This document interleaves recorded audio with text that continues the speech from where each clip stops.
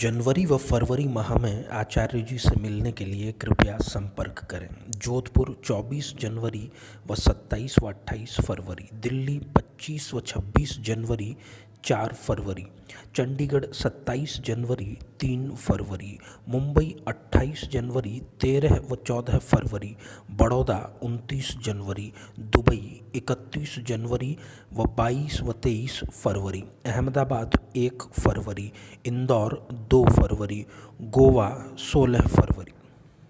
इसके अतिरिक्त telephonic appointment भी उपलब्ध है। संपर्क 095-290-2022। मेरे बेहद सम्मानित और प्रिय दर्शकों, साथियों, हम जिस एक श्रृंखला पर चर्चा कर रहे थे काल सर्प योग की, आज उसका अंतिम चरण है।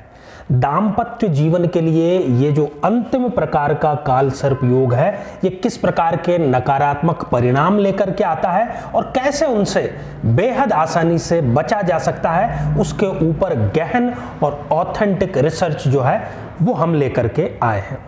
साथियों, हम हमारे प्रत्येक एपिसोड के अंत में किसी न किसी एक जातक के प्रश्न का उत्तर देते हैं, जो प्रश्न हमें कमेंट के माध्यम से प्राप्त हुए होते हैं। तो आप अंत तक हमारे साथ में अवश्य बने रहिए।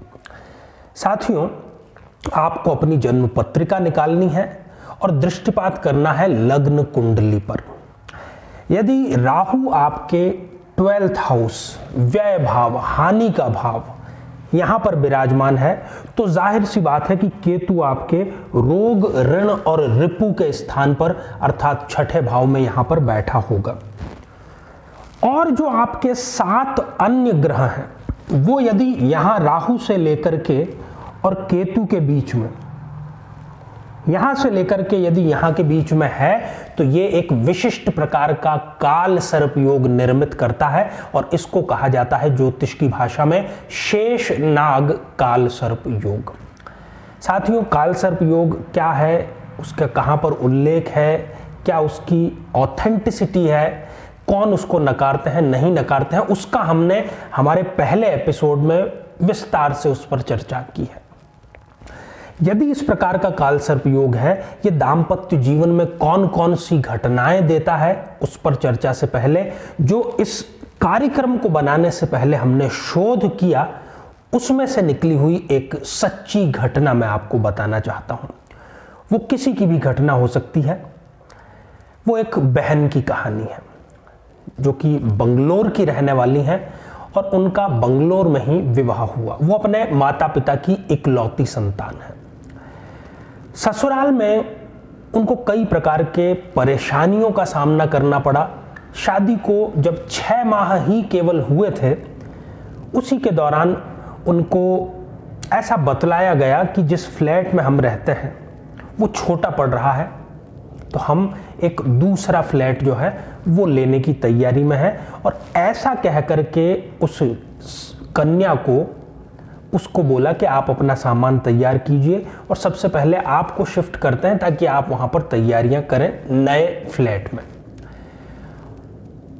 और आपको आश्चर्य होगा ये जानकर के कि उनके पति, सास, ससुर उनको लेकर के गए और एक किसी बिल्डिंग के आगे उनका सामान उतार दिया और बोला कि इसी में हमारा फला फला नंबर का फ्लैट है, हम आते हैं। ये कह करके उनका सामान उतारा और उनको वहां उतारा और उनको सड़क पर कर छोड़ करके वो चले गए।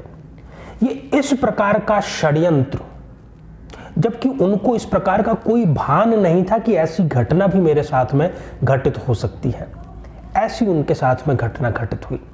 फिर उनके ऊपर झूठे इल्जाम लगाए गए कि ये हमारे घर से चोरी करके और ये गई है, और इस प्रकार से उस पर पुलिस की कार्यवाही की गई। वो अपने माता पिता का अभी पालन पोषण करती है और उसने ये कसम खाई है कि मैं तलाक नहीं चाहती हूँ, तलाक नहीं लूंगी, मैं संघर्ष करूंगी। और अभी इन दिनों उनको पता चला है कि उनके पतिदेव की दूसरी शादी की तैयारियां चल रही है। ये एक घटना है। ये जो शेष नाग नाम का जो काल सर्प योग है, ये कुछ विशिष्टताएं दाम्पत्य जीवन में देता है। सबसे पहली बात कि गुप्त षड्यंत्र आपके खिलाफ रचे जाते हैं। ये दोनों पर लागू है, स्त्री हो या पुरुष हो।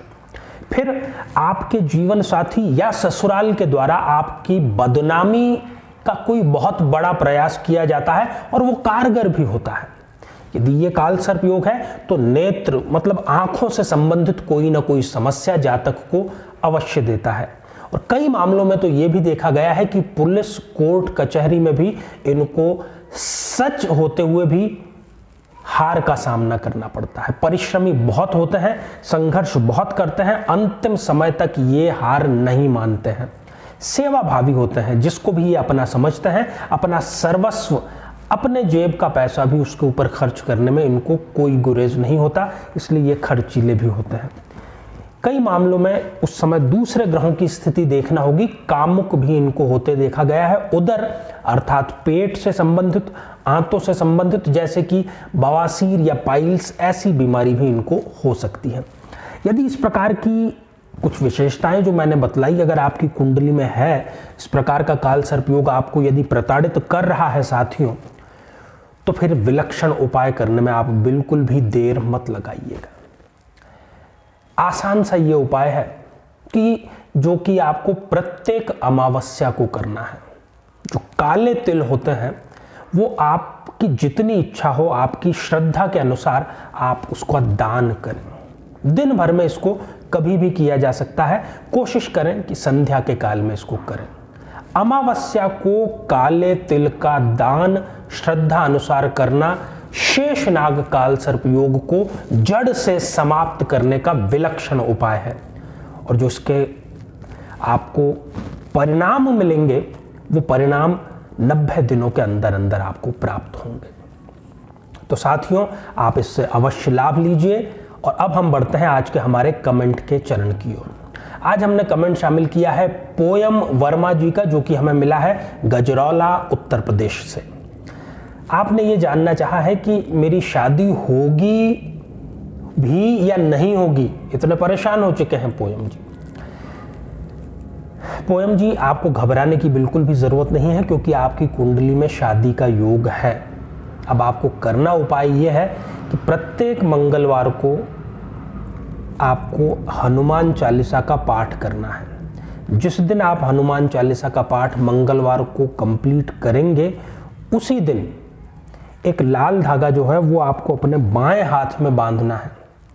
और फिर अगले मंगलवार को जब हनुमान चालीसा का पाठ करें तब वो बांधा हुआ धागा उतार दें, उसकी जगह नया धागा धारण करें।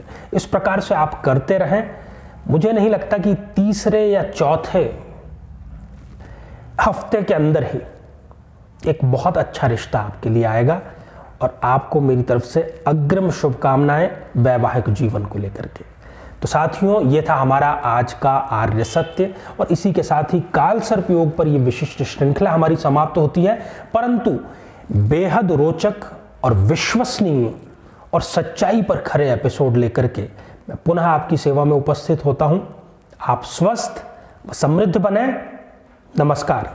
जीवन में किसी समस्या का सामना कर रहे हैं, जैसे कि शादी में देरी होना, पति पत्नी में मनमुटाव या तलाक तक की नौबत आ जाना, संतान का प्राप्त न हो पाना, नौकरी या धन प्राप्ति में बाधा आना, जीवन के प्रत्येक क्षेत्र में किसी न किसी प्रकार की बाधा आना, तो आज ही अपनी जन्म पत्रिका का संपूर्ण विश्लेषण करवाएं और पाएं समस्या से सदैव के लिए मुक्ति।